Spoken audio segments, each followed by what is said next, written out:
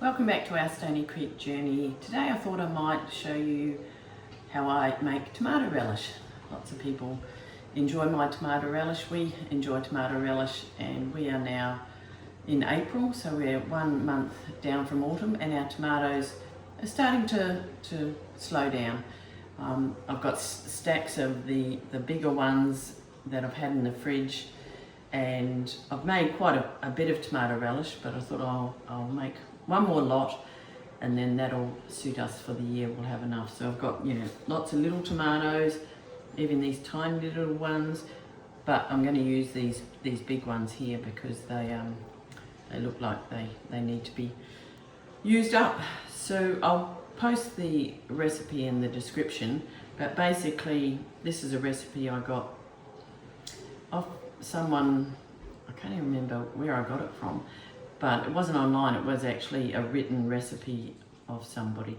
So tomatoes, onions, that's the basis of it, sugar, vinegar, and then a couple of spices, curry powder, mustard, and chillies, and that's all it is.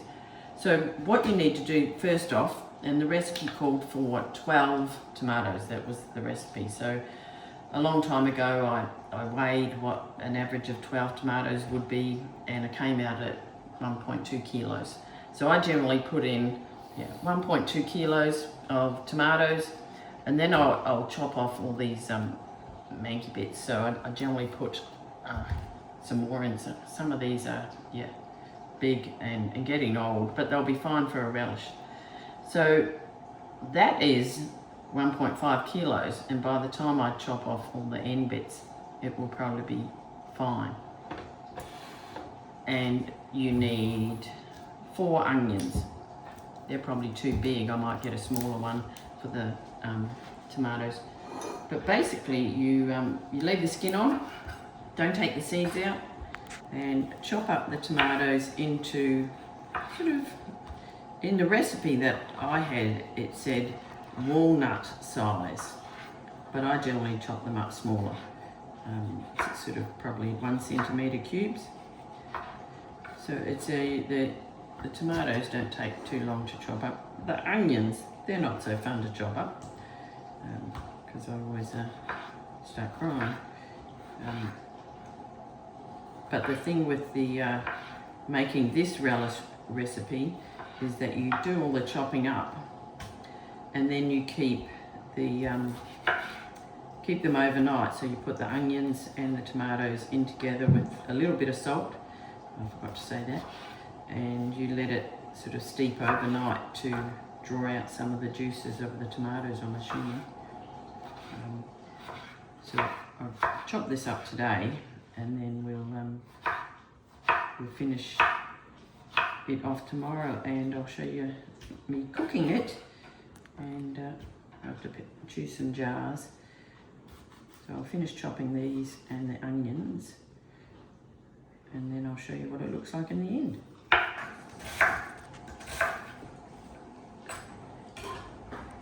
I've started doing the onions, and now I'm starting to tear up.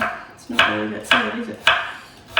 The onions, you might see, I'm actually chopping them a little bit smaller because I actually don't like too big chunks of the onions in my relish. I like them to be a little bit smaller. So I'm chopping them up a little bit smaller. All the onion skins, they go in the compost, and the bits of tomato that look a bit icky, and the end bits, they go to the chickens. The chickens love tomatoes. And I've got the seeds. Alright, so I'll just move that out of the way. Here we have. So I am not a professional chopper by any means. But we add the onions to the tomatoes. And I'm just going to stir.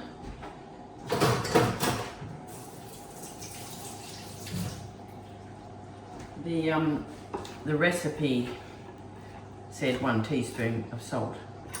This is not a measuring teaspoon, it's a bit of a tinier guesstimate. Oops, salt everywhere.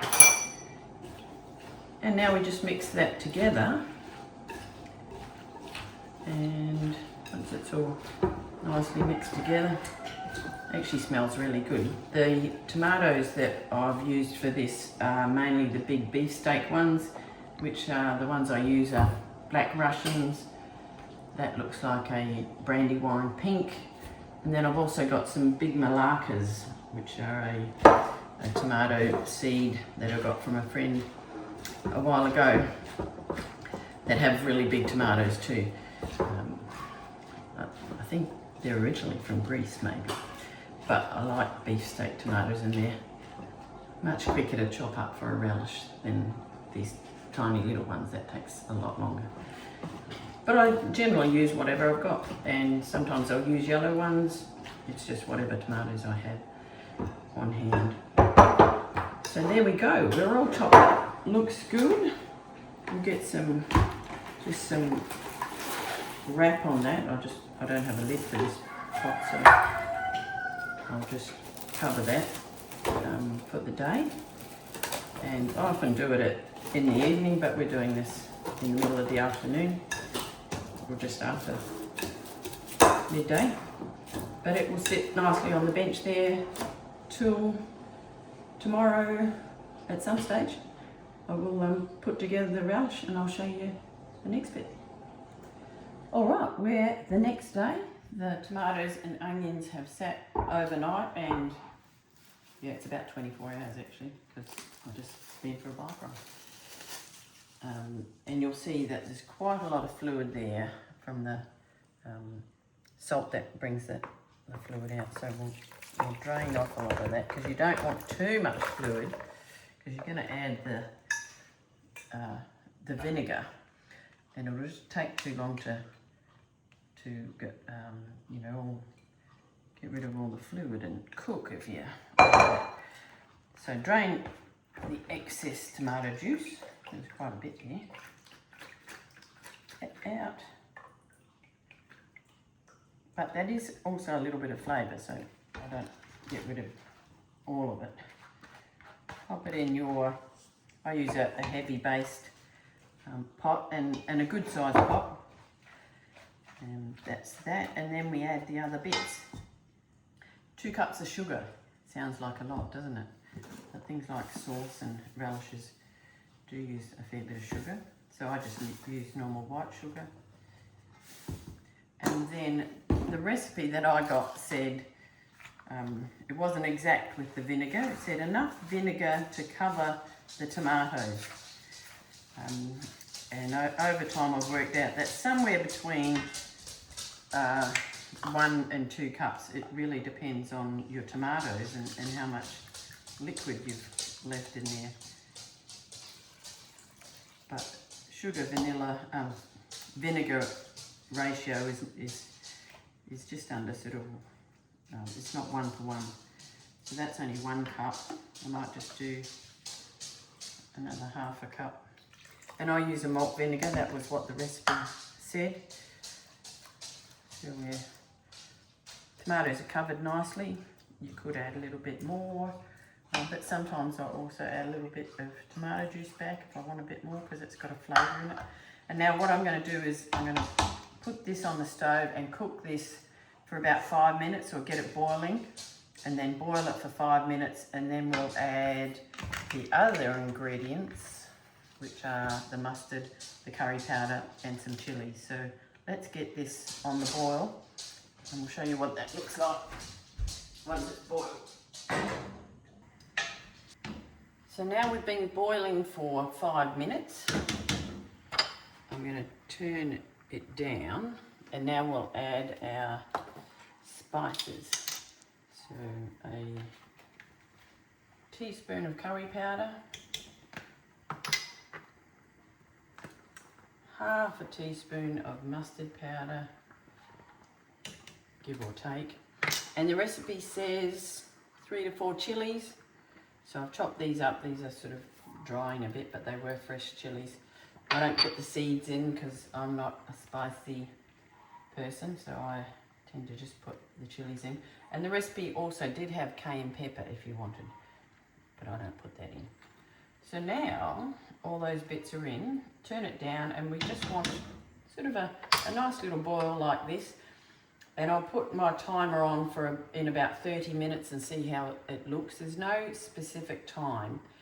Really, we want to get it to the stage where it's quite thick and all the water has boiled off. So we'll come back in 30 minutes and see what it looks like. I'll put my timer on, 30 minutes, and we'll revisit it after then. But in the meantime, while that's happening, I'm going to get my jars ready. And I just use any jars. My neighbour gave me this jar, it's really cool.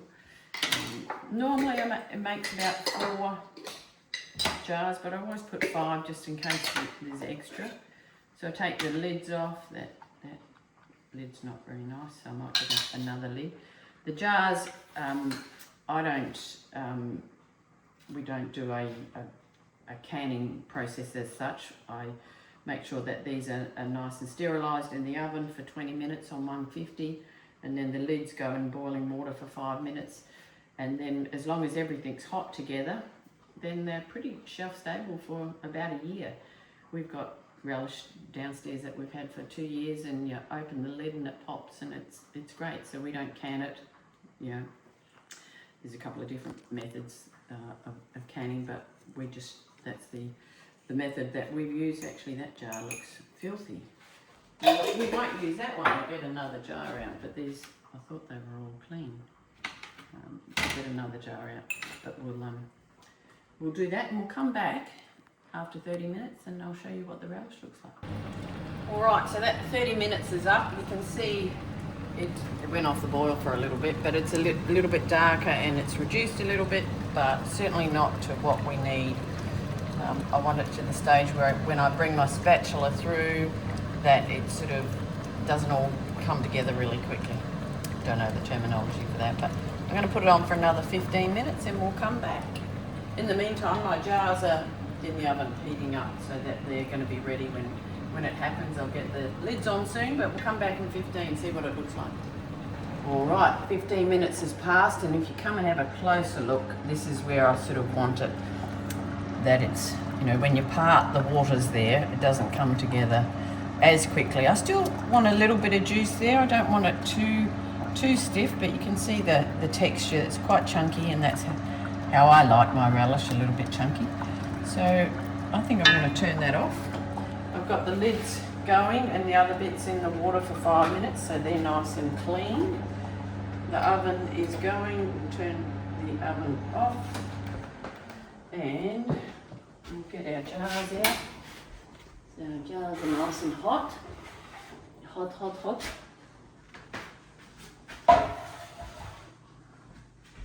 And we'll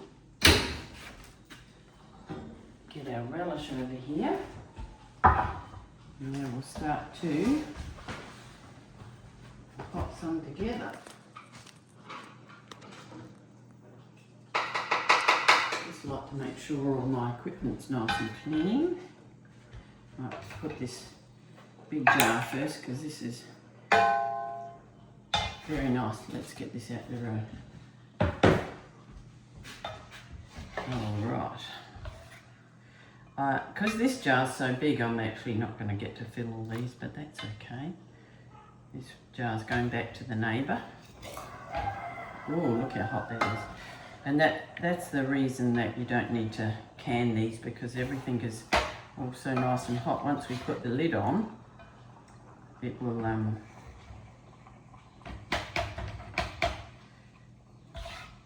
come down nicely. You always want to leave a little bit of room at the top there, which is enough there for that one. Very, very, very hot. So we might only get 3 jars out of this batch. But I have got enough tomatoes to make another batch, so I probably will make, which is good because we love tomato relish, and it's one thing that we do give away a fair bit of relish. When you've got lots of tomatoes, this is your time. See, I think we're only going to get 3 because of that nice big jar.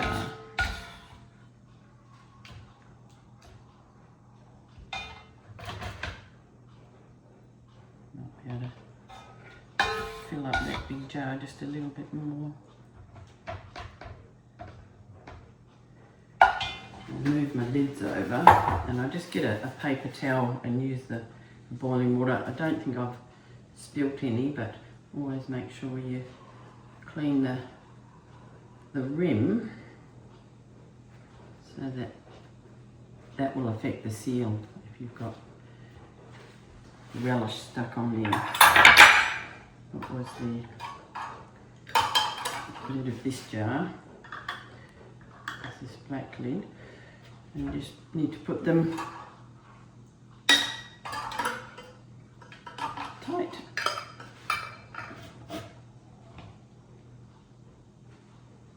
And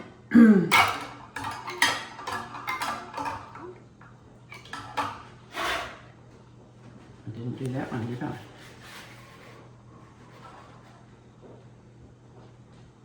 Clean the rims.